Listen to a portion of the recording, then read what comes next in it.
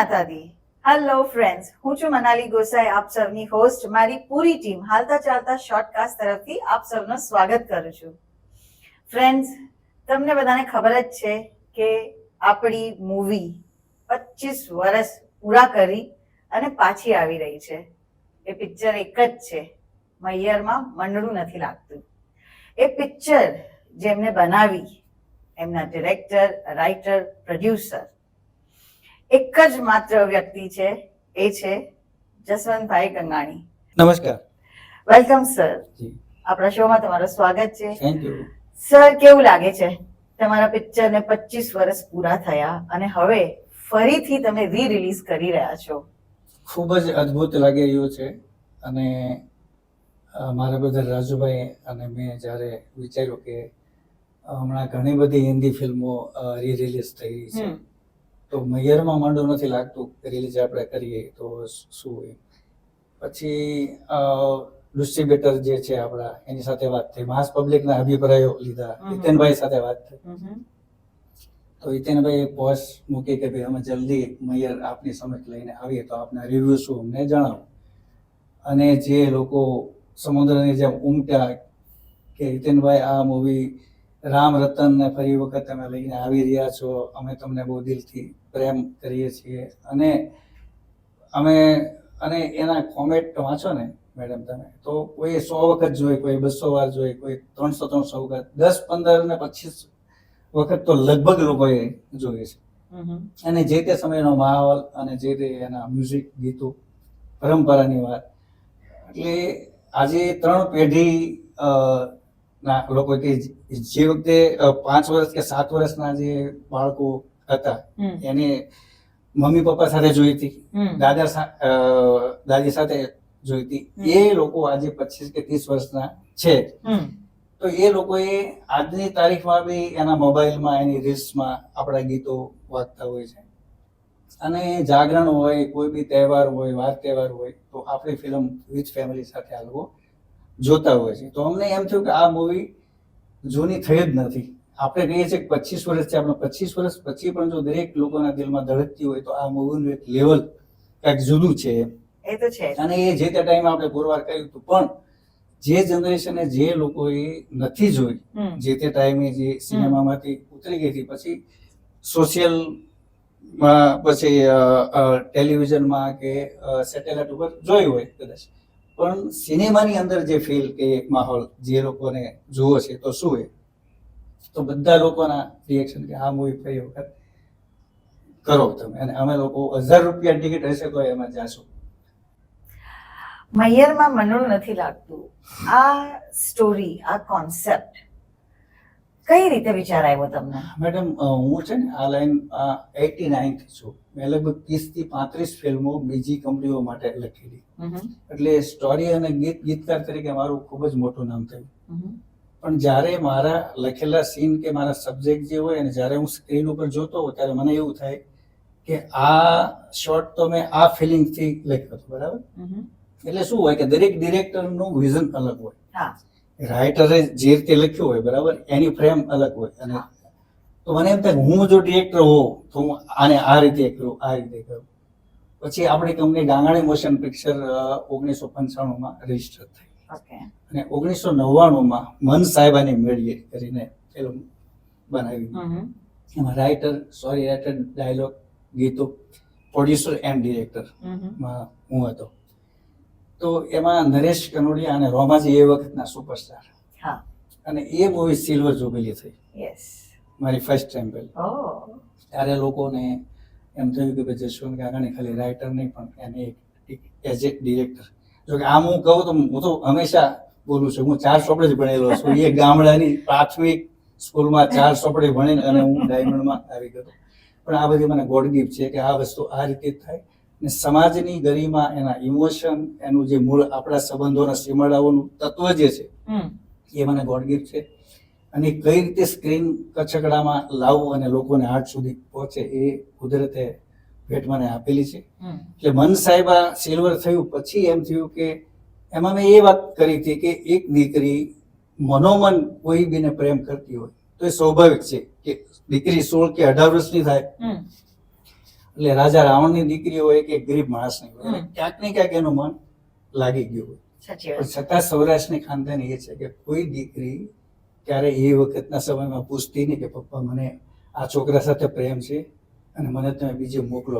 દીકરી જ્યાં બાપ કે ત્યાં એક દીકરી પરણી જાય. પરણી જતી. એટલે એ આપણું કલ્ચર, આપણી આખું આપણા સંસ્કારોમાં વણાયેલી વાત છે. અને ત્યારે મેં મન સાહેબામાં એ થોટ બતાવ્યો હતો કે એક દીકરી ને બીજી જગ્યાએ પ્રેમ હોય ને છતાં બાપની ખાનદાની માટે થઈને એક દીકરી લગ્ન કરીને જતી હોય ને રસ્તામાં એક્સિડન્ટ થાય પતિ એક્સપાયર થઈ જાય અને એ દીકરી વિધવા થઈને આવે તો જે તે સમયમાં બીજા લગ્ન કરવા બહુ અઘરા, એટલે લગ્ન ન થાય. તો એ વખતે મેં એવું દેખાડ્યું તો ભાઈ એમાં આ દીકરીની લાઈફનું શું, એના અરમાનોનું શું, એમાં એનો શું વાગ. એટલે સમાજના રીત રિવાજો જે છે એને બી થોડા સાઈડ કરીને એ વખતે મેં બતાવ્યું હતું કે એક દીકરી જ્યાં એનું મન સાહેબાની મેળીએ લાગ્યું હતું ત્યાં ફરી વખત બરાબર એનું ઓઢણું ઓઢી અને કાયદેસરના લગ્ન કરીને મેં એને મોકલી હતી. એટલે એ ફિલ્મ ત્યારે લોકોએ વખાણ લીધું. તો મેં કીધું હવે શું બનાવવું એમ. હું રાજુભાઈ મારા બ્રધર જે છે એમાં ડિસ્કસ કરતા હોય કે હવે એનો કોન્સેપ્ટ શું એમ. તો એમાં મન સાહેબાની મીડિયામાં એક ગીત હતું કે લીલા તોરણિયા બંધાવો મારા માંડવે હવે મૈયરિયામાં માંડવું નથી લાગતું. તો રાજુભાઈ કે આ ટાઇટલ રાખીએ તો, એટલે ટાઇટલ ત્યાંથી મૈયરમાં માંડવું નથી લાગતું. તો મેં કીધું મૈયરમાં માંડવું નથી લાગતું એટલે લોકો કહેશે કે આ છોકરી પાગલ થઈ ગઈ છે કે શું એમ, ખુલ્લે આમ કે મૈયરમાં માંડવું નથી લાગતું. સાચી વાત છે. મેં કીધું આને અલગ રીતે લઈ આવી બરાબર, કે હર્યું ભર્યું ઘર હોય, દાદા દાદી કાકા કાકી બરાબર 25 માણસોનું કુટુંબ હોય અને આ એક જ દીકરી છે, આના મા બાપ નથી, મોટા બાપા એ કાકાએ ઉછેરી છે, દાદીમાને લિફ્ટીને રોજ સૂતી હોય અને એટલી બધી શરારતી, એટલી બધી તોફાની હોય, દાદીમાને રોજ કાનમાં કહેતી હોય કે દાદીમાં હવે મૈયરમાં માંડવું નથી લાગતું, હટ સાલી પગલી બરાબર. અને આમ કરતા કરતા એક છોકરા સાથે પ્રેમ થાય અને એ બી સંસ્કારી ઘર આખું હોય અને બે કુટુંબ રાજી હોય અને આ એક દીકરીના લગ્ન લેવાય અને દીકરીની જાન માંડવે આવે અને જો વરાજો જે છે, વર જે છે એ પહેલે જ ફેરે પડી જાય તો શું થાય, આવું વિચાર્યું મેં. બરાબર. તો હવે પછી શું હોય? તો રાજુભાઈ કે લોકોને એમ થાય કે હવે અહીંયા ફિનિશ થઈ ગયું, હવે શું એમ બરાબર. કેમ કે આ છોકરીને તો પછી બીજી જગ્યાએ પરણાવી દે ને. મેં કીધું નહીં, એની જ મજા છે આમ કે પહેલે ફેરે જો વરનું પડી જાય ત્યાં ચક્કર આવે અને ડોક્ટર જો એમ કે આ છોકરો 20 દિવસમાં મરવાનો છે અને આપણે હિરોઈન વગર લગન વગર માંડવે પોતે સોળે શણગાર સજીને જાય તો કે ક્યાં વાત હે, તો વાત બને આમાં એમ. એટલે એ મૈયરમાં મળવું નથી લાગતું કે એટલી ધમાલ મસ્તી ખોર છોકરીના જીવનમાં ઈશ્વરે એક આવી ઘટના નાખી તો આ છોકરી જે ધમાલ મસ્તી કરતી હતી એનામાં ચેન્જ શું બરાબર ને, ચેન્જ ઓવર શું? તો કે બસ મેં મારા પીઓને મનથી લગ્ન મેં એની સાથે કરી લીધા છે બરાબર. હવે મને દુનિયાની કોઈ તાકાત રોકી શકશે નહીં, મને સમાજની કે કોઈના ડરથી કે મારે સમાજના ડરથી 4 ફેરા લેવાની જરૂર નથી બરાબર. આજે મારા પતિને મારી જરૂર છે અને હું જાઈશ કે મારી માટે ફેરા ફરવું જરૂરી નથી, મેં મનથી પતિ માની જ લીધો છે. અને એટલે આ હાઈપ કે આ હિન્દુસ્તાનની દીકરી, આ ગુજરાતની દીકરી બરાબર, કે આ છોકરી રોજ કાનમાં કહેતી હોય કે દાદીમાં મૈયરમાં માંડવું નથી લાગતું, તો આ દીકરીના નસીબમાં આ વસ્તુ છે, તેનો આત્મવિશ્વાસ, એનો અડીખમ વિશ્વાસ અને એ ડેલી પાર કરે છે પોતે સોળે શણગાર સજીને વગર લગ્ન વગર માંડવે. તો આ ઘટનાને અમે લઈ આવ્યા હતા કે લોકો આની સાથે જશે બરાબર. એટલે આખું તમે જુઓ તો દરેક કેરેક્ટરોને જસ્ટિફાઈ કરવામાં ઇન્ટરવલ સુધી અમે બધા કેરેક્ટરોને કોમેડીથી લઈને બધાને ધીરે ધીરે આ છોકરા છોકરીઓને ધીરે ધીરે પ્રેમમાં લાવ્યા અને ઇન્ટરવલ પછીનું જે સડનલી જે આખું ક્લાઇમેક્સ જે છે અને ક્લાઇમેક્સમાં મેડમ માનશો નહીં તમે કે લોકો અડધો કલાક સુધી હું તમને કહું હસમચી કહેતા. અને એ પિક્ચર રિલીઝ થઈ અને એ ઘટના હું તમને કહું તો એ ઘટનાઓમાં જે થિયેટરમાં જ્યાં પિક્ચર લાગ્યું 1 વર્ષ સુધી કોઈ થિયેટરમાંથી ઉતર્યું કેટલી જગ્યાએ ગોલ્ડન જુબલી, સિલ્વર જુબલી બીજા પ્રોડ્યુસરો કે સાહેબ હવે ઉતાવો ને અમારે કે એ વખતે મેં 25-30 લાખ રૂપિયાના સેટ લગાડ્યા. જે તમે મયરમાં હીરો અને હિરોઈનનું ઘર જે છે બરાબર, એ બેના 40 લાખ રૂપિયા મેં સેટ લકી સ્ટુડિયોમાં લગાડ્યા.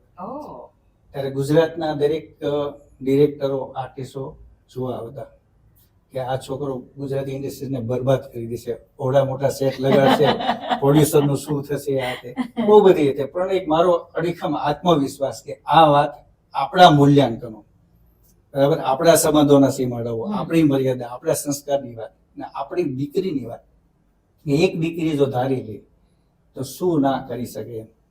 એટલે એ વાતને લઈને આ વસ્તુ થઈ. અને દરેક સિનેમાઓમાં હું તમને કહું તો દરેક સોસાયટીની 50-50, 100-200 બૈરાઓ એક સાથે આ મૂવી જોવા નીકળતા. અને સિનેમા ઉપર જાય એટલે સિનેમા એ વખતે સિંગલ થિયેટર બધા, કોઈમાં 1000 સીટ, કોઈમાં 1200, કોઈમાં 1500, આવા મોટા મોટા સીટ. તો નજીકના સિનેમાઓમાં બધી જગ્યાએ પિક્ચર લગાડી હતી. 1 કિલોમીટરના અંતરે 2 સિનેમા હોય તો 2 હાઉસફુલ હોય, 1200 સીટના. હવે આ લોકો બારી ખોલે અને 1 જ કલાકમાં 500 ટિકિટ વેચી અને હાઉસફુલનું બોર્ડ મારી દે. 15 રૂપિયા અને 18 રૂપિયા ટિકિટ ત્યારે, અને 15 વાળાના 200, 15 વાળાના 200, 15 વાળાના 200. બ્લેકમાં 15 રૂપિયાની ટિકિટના 200 રૂપિયા 25 વર્ષ પહેલા. એ ટાઈમે 200 એટલે શું વાત અને બૈરાઓથી આવન જે અકળાય ને પથ્થર મારો થાય, રોજ પોલીસનો ગાડીઓ આવે ને બ્રેક વાળા ભાગે. આ નજારો 1 વર્ષ સુધી હું તમને ગાયલો. આ ઘટના મૈયરમાં મળ્યું નથી. સાચી વાત છે. અને એ વસ્તુ આમાં હું સક્સેસ એટલા માટે કહ્યું કે દરેક આર્ટિસ્ટોએ પોતાનું 100% હિતેનભાઈ થી લઈને આનંદી થી લઈને, આનંદીને ફર્સ્ટ ટાઈમ આપણે લઈ આવ્યા હતા. હા, એ ઇન્ટ્રોડ્યુસ જે પિક્ચર થી થયા જી, હતા. મારા ગીતનો રેકોર્ડિંગ ચાલતું હતું. મને યાદ છે કે એ અને એના મમ્મી અને પપ્પા એ લોકોએ સાંભળ્યું કે આ લોકો એવી છોકરીને શોધી રહ્યા છે. અને એ આવ્યા રેકોર્ડિંગ સ્ટુડિયોમાં અને મેં જોઈ આ છોકરીને. એટલે જોતા એક એઝ એ ડિરેક્ટરની એંગલથી મેં કીધું રતનનું કેરેક્ટર આ જ છોકરી કરી છે. એટલે એક વિઝન આવી ગયું કે જી, આ હા. જ છે જે એને વખત acting લેશે આવડે છે. છે કે નહીં એ મને નહોતી ખબર. અચ્છા. મેં કીધું આવતીકાલે ઓડિશન તમે આપી દેજો. એ વખતે આપણે અહીંયા બોમ્બેમાં ઓડિશન રાખ્યા હતા અને ઓડિશન લીધા કોડક નેગેટિવ ઉપર મોટા કેમેરા. હા, એ ટાઈમ પર કોડાક જ ચાલતું હતું. હા, કોડક નેગેટિવ ઉપર લઈને અને થિયેટરમાં જોયું કે કોણ કેવું લાગશે. અચ્છા. થિયેટરમાં, હા, સિનેમાસ્કોપમાં. એટલે મોટા પડદા ઉપર કોણ લાગે હા, છે. હા, હા. ઓહ. એટલે ત્યારે પછી આનંદી ફાઇનલ થઈ. એટલે આ 25 આર્ટિસ્ટોએ ભલે એક સીન હોય, 2 સીન હોય, 3 સીન, પણ એ લોકોએ આટલું બધું પોતાના કેરેક્ટરમાં આ લોકો જીવ્યા. એ એટલું અંદર ઘૂસી ગયા હતા હા, હા. કેરેક્ટર. એટલે નાનામાં નાનું કેરેક્ટર હોય, તમને એવું કોઈ એંગલથી નહીં થાય કે આ એક્ટિંગ કરી રહ્યા છે. એક રિયલ ફીલ આવશે. એટલે રિયલ વસ્તુ જે હોય ને એ દિલ સુધી પહોંચે. એટલે સારી વસ્તુ આપણી ગરિમાની વાત હોય અને ભાઈ, બહેન, બાપ, દીકરી સાથે બેસીને માણી શકે એવી ફિલ્મ મારે બનાવી હતી. અને એ બનાવી પોઈન્ટ આખો અલગ હતો કે વગર લગ્ન એક દીકરીને ત્યાં આપણે મોકલીએ, બરાબર, એ સમાજ કદાચ એક્સેપ્ટ કરશે કે નહીં, પણ એઝ ડિરેક્ટર મારો આત્મવિશ્વાસ હતો કે આ ધર્મની વાત છે. સાચી વાત. અને એની સાથે દરેક લોકો જશે કે આ દીકરી એની જગ્યાએ સાચી છે. ભલે પ્રેક્ટિકલ પછી ઘટના જે હોય તે, પણ તમને સ્ક્રીનમાં એવું થાય કે નહીં, આ છોકરી એની જગ્યાએ રાઈટ છે.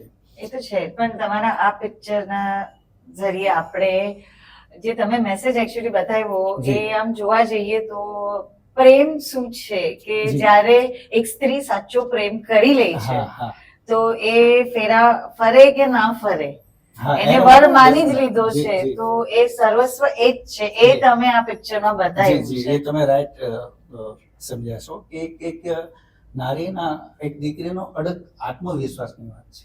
એ તો છે. અને આત્મવિશ્વાસની વાત જ્યારે આવે ત્યારે એને સમાજના કોઈ બી બંધનો નડતા નથી. અને આપણે બતાવ્યું કે એ દીકરી કંકુ પગલા કરીને વગર લગને ત્યાં એન્ટર થાય છે અને ડોક્ટરો ઓપરેશનમાં સફળ જાય છે અને એક હિન્દુસ્તાનની નારીનો આત્મવિશ્વાસની જીત થાય છે. એટલે હેપી એન્ડ આપ્યો છે. હા, એ તો તમે હેપી એન્ડિંગ આપ્યો છે એમાં કે એ જીવે છે કરી. જી, પણ દરેક આર્ટિસ્ટો જે એક સેટ ઉપર જે મને હેલ્પ કરતા હતા, બરાબર, કોઈ ઈગોની કોઈ વસ્તુની કઈ નહીં, ગરમી હોય, શરદી હોય, જે હોય તે, પણ આખા દિવસમાં 25 આર્ટિસ્ટ હોય એટલે ક્યારેક કોકનો શોટ આવે, ક્યારેક 2 કલાક જાય, ક્યારેક 6 કલાક જાય, બરાબર. અરવિંદ ત્રિવેદી જેવા, અને એ વખતે તો રાવણ લંકેશ તરીકે અરવિંદભાઈનું બહુ મોટું નામ. એ પહેલા જ દિવસે અરવિંદભાઈ આવ્યા એટલે એનો સીન થયો એટલે એને કદાચ એમ થયું કે આ છોકરો મને ડિરેક્ટ કઈ રીતે કરશે. ત્યારે તો હું આમ બહુ સૂકો એવો નાનો એવો લાગતો હતો, 25 વર્ષ પહેલા. એટલે ઘરમાં ગીત છે કેવું દાદીમાં મૈયરમાં માંડું નથી લાગતું, ઉપરથી ઉતરે છે એટલે ખંભે ઓલી કામળી નાખવાની, અને દરેક ફિલ્મોમાં ટેવ, બરાબર. એટલે મેં કીધું કે આ કામળી તમે કાઢી નાખો એમ, બરાબર. કેમ કે તમે બહાર નથી જતા, બહારથી આવતા જતા હોય ને તો આપણે કામળી હોય એમ, બરાબર. તમે ઘરમાં જ છો એમ. એટલે પછી એને એમ થયું કે નહીં, આ એના કામમાં ક્લિયર છે એમ.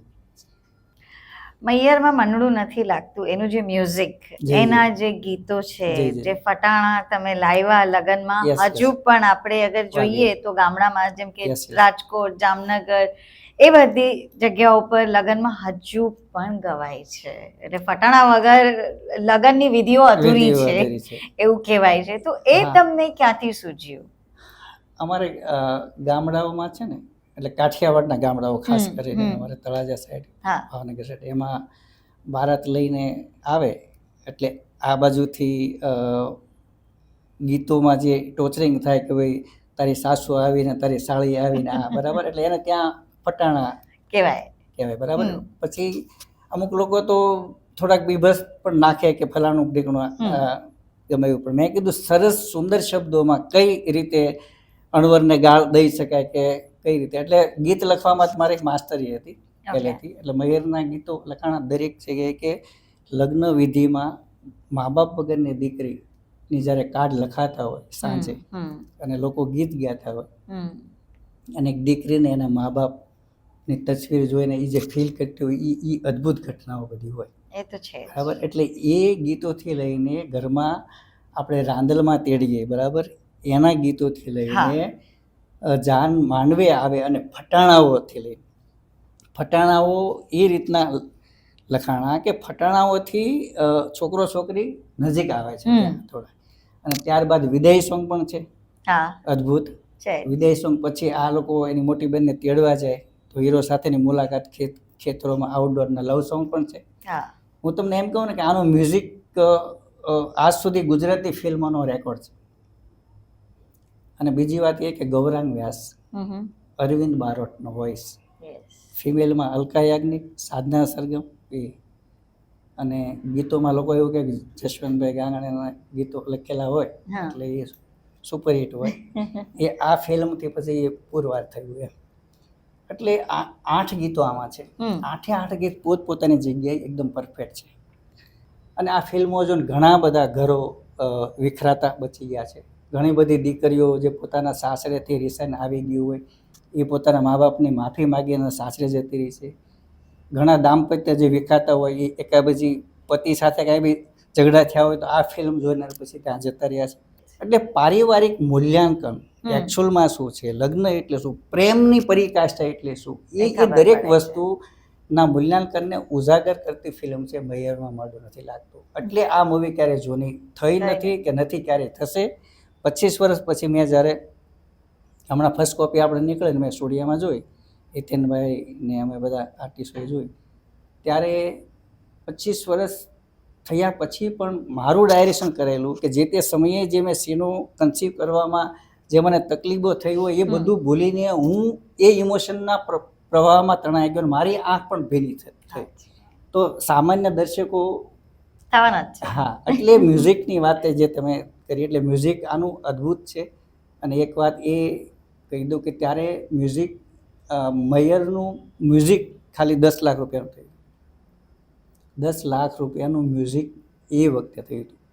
એ વખતે 10 લાખ એટલે બહુ જ મોટી. લોકો 15 થી 20 લાખમાં ફિલ્મો બનાવીને રિલીઝ કરતા હતા. મારું મ્યુઝિક 10 લાખ રૂપિયાનું થયું.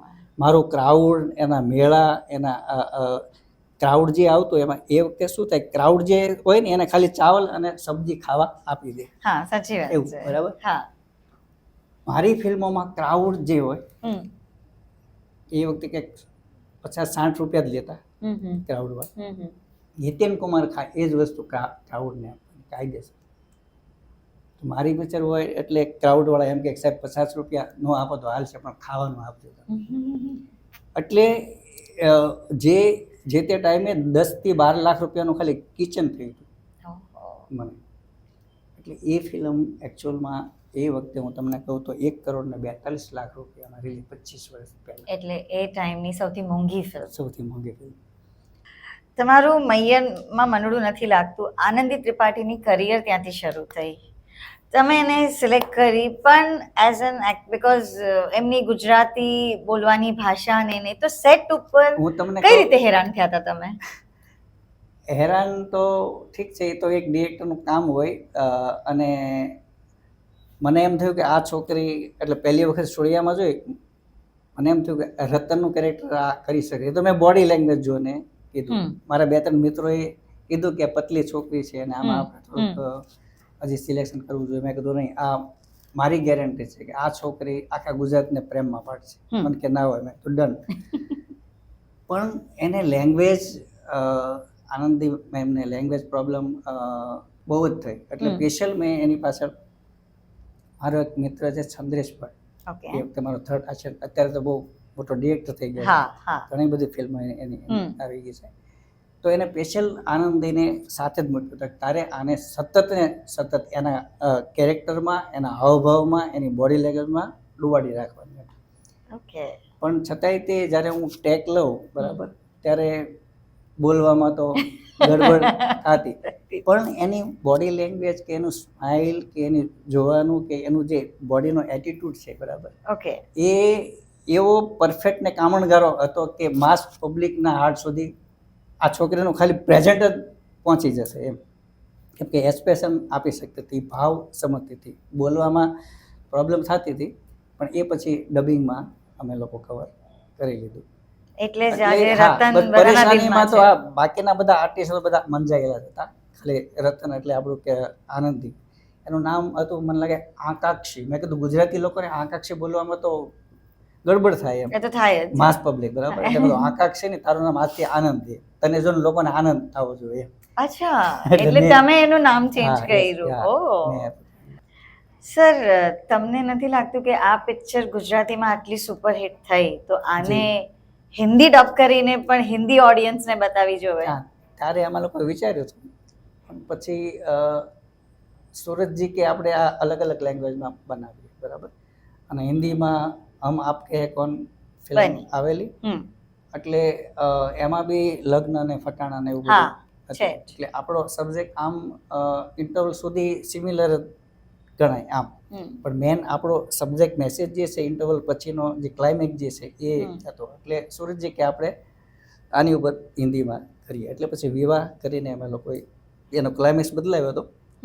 એટલે પછી એમ થયું કે હવે કંઈ નહીં, હવે આનાથી કંઈક અદ્ભુત ઘટના કંઈક લઈ આવશું આપણે એમ.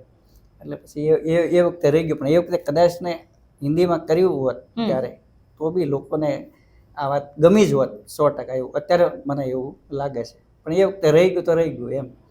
સર, તમને બેસ્ટ ઓફ લક. 25 વર્ષ પહેલા જે માહોલ જે હતો એ પાછો હવે તમે લાવી રહ્યા છો, એટલે ફિંગર્સ ક્રોસ છે. અને અમારી ઓડિયન્સ, જનતા, તમને બધાને ફરી એકવાર યાદ કરાવું છું કે 5 સપ્ટેમ્બરે મૈયરમાં મનડું નથી લાગતું, જે 25 વર્ષ પહેલા તમે બધાએ જે પ્રેમ આપ્યો, જે દિલથી તમે આ પિક્ચરને આટલું આગળ લઈ આવ્યા, જેના કારણે આજે 25 વર્ષ પછી તમારા બધાના કહેવા પ્રમાણે પાછી રિલીઝ કરી રહ્યા છે.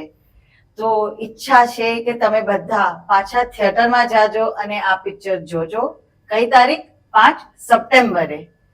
સો બહુ જ મજા આવી તમારી સાથે વાત કરીને સર. મૈયર વિશે બહુ બધું જાણવા મળ્યું. Thank you. તમે મારા દર્શકોને, આપણા ગુજરાતીઓને કીધું કે આ મૂવી જોવા જજો બરાબર. Thank you. પણ મને તો મારા દર્શકો ઉપર એટલો કોન્ફિડન્સ છે, આજની જનરેશન ઉપર પણ, કે જશવંત ગાંગાણીની મૈયરમાં મોઢું નથી લાગતું સિનેમાની અંદર લોકો 100% જોવા જશે. એમાં પુત્ર, મા બાપ અને દાદા દાદી સાથે જશે, આવો મને આત્મવિશ્વાસ. એ તો છે જ. સો ઓડિયન્સ, તમે બધાએ સાંભળી લીધું. બને તો પ્લીઝ પૂરું કુટુંબ લઈને એક સાથે જઈને જોવા જજો, આખી ફેમિલી બેસીને જોજો, બહુ જ મજા આવશે. આમના મ્યુઝિક તો તમારા હૃદયમાં વસે જ છે અને હજુ બી તમે બધા આ ગીતો સાંભળો જ છો. 5 સપ્ટેમ્બર. સાંભળી લીધું ને, 5 સપ્ટેમ્બરે. સો ફરી નવા એપિસોડમાં મળશું, નવા સેલિબ્રિટી સાથે નવી વાતચીત કરશું. પણ એની પહેલા તમારે બધા એક કામ તો કરવાનું જ છે. યુટ્યુબ, ફેસબુક અને ઇન્સ્ટા આપણી ત્રણેય ચેનલને સબસ્ક્રાઇબ કરો, લાઈક કરો અને જેટલું બને વધુથી વધુ એને શેર કરજો. મળીએ બીજા એપિસોડમાં. જય મહાવીર. Halka chanda,